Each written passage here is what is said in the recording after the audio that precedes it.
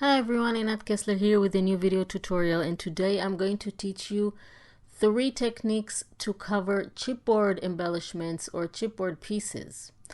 So these are really easy techniques, and the first technique, I have here some embellishments. They are all chipboard, and the first technique is with ink. So you need a sponge or a blending tool like I have, and with the sponge or the blending tool, you simply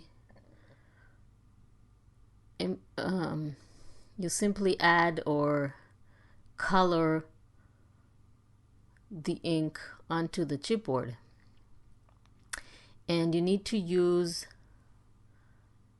a really dark or vibrant pigment ink. It will not work well with distress ink. They will be too muted.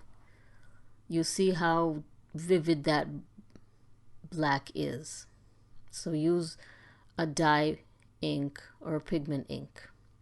Next technique is simply to color the chipboard with acrylic paint. So you need a brush and some acrylic paints of your choosing, whatever color goes with your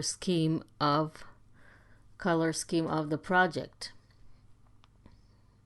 So I'm going to create a scrapbook page with black and white, so I'm going to cover all my chipboard pieces in black and white colors. You can use white gesso instead of acrylic paint, and then if you want white, and always make sure that they're completely dry before you add them to your project. Next, I'm going to emboss all my chipboard pieces, and for that you will need embossing ink and embossing powder. So I want to show you 2 ways to emboss chipboard. One is to completely cover the chipboard with your embossing ink, and this way the powder will cover your entire surface of the chipboard.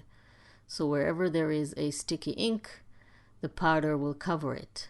Or you can partially cover it, so you only apply the ink to parts of the chipboard, and then only parts of it will be covered later by the powder.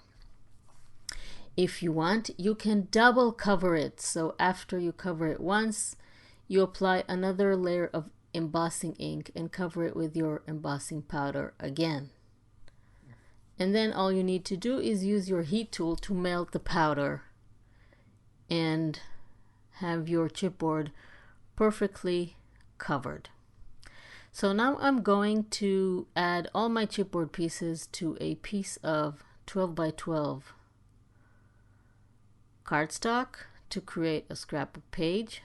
And you can use chipboard pieces on cards, on party invites, on mixed media canvases, on art journals, on any type of other journal, on notebook covers. Chipboard can go on any project, even when you decorate a box, a chipboard box, a cardboard box, a wood box. You can also use chipboard to add embellishments and details. So chipboard is very versatile, and that's why I think you should know how to cover it, because it usually comes in a raw, uncovered gray color.